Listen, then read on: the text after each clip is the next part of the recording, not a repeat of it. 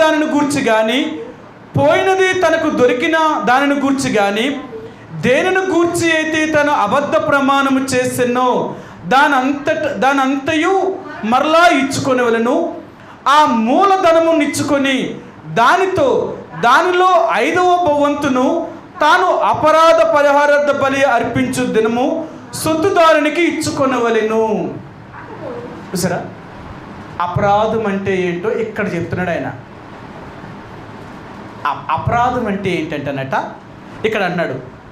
ఏంటంట, 1 నువ్వు దోచుకున్న దానిని గురించి కానీ, చూసారా, ద్రోహము చేసి పాపి అయిన ఎడల, ఎవరికైనా మనం ద్రోహం చేసాము అంటే, నమ్మిన వాళ్ళని కానీ మోసం చేసాము అంటే అది ద్రోహం, వాళ్ళు అపరాధి అవుతున్నారు. 2వది చూడండి, అనగా తనకు అప్పగింపబడిన దాని గురించి కానీ నీకేదైనా